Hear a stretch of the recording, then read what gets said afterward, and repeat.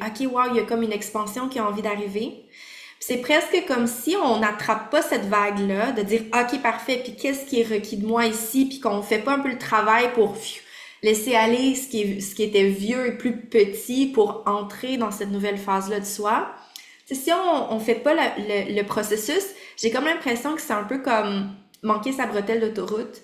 Puis on reste un peu là où on était, en fait. On reste à l'intérieur de cette zone de confort-là qu'on connaît, sans prendre la voie un peu d'expansion qui vient juste de nous être offerte.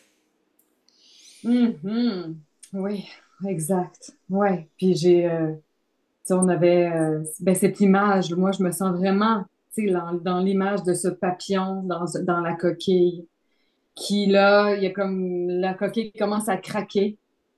Puis je vois que mon prochain niveau, tu sais, pour justement, dans mon évolution, mon expansion, mais mon incarnation aussi, incarner tout ce que je suis, mon énergie, mon pouvoir, ça demande d'élargir, tu sais, comme que l'œuf puisse casser, là. Fait que, ouais, tu sais, donc, fait que ça, c'est une autre image, de dire, OK, il y a vraiment, c'est une place qui peut être très inconfortable, Hmm. peut réveiller, tu sais, différentes insécurités et peurs, hein, parce que la coquille, c'est ce qui nous a maintenus. Tu sais, c'est pas pour rien, la coquille, elle a été importante jusqu'à maintenant. En tout cas, dans mon expérience, je vois que ma coquille, merci, merci à cette coquille. Tu sais. Mais là, c'est aussi l'image du pot de plante, comme les racines de la plante. Puis là, le pot doit s'agrandir si je veux continuer à pousser. Hmm, exactement. Et, mhm. Et comment tu le vis, cet inconfort-là? Comme si tu avais à le décrire un peu plus, comme dans ton expérience. Tu sais, quand tu dis, OK, il y a quelque chose qui était vraiment sécuritaire d'une certaine façon dans lequel j'étais, puis là, je m'apprête un peu à laisser ça aller, mais cette zone-là d'inconfort, c'est quoi ton expérience de ça?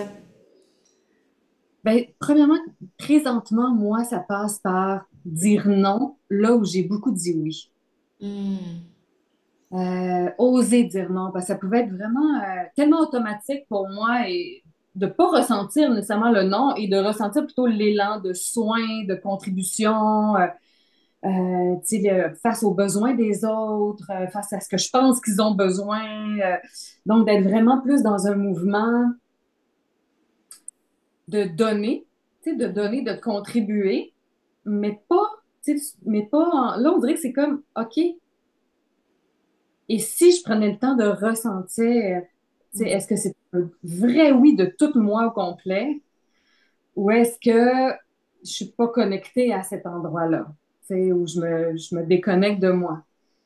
Et, euh, et c'est tout un processus, tu sais, présentement, j'ai besoin de dire non. C'est vraiment très fort en moi. Besoin de dire non. Puis, quand je sais pas c'est est-ce que c'est oui, est-ce que c'est non? Mais là, je dis non, j'ai vraiment besoin de créer plus d'espace, tu sais, dans.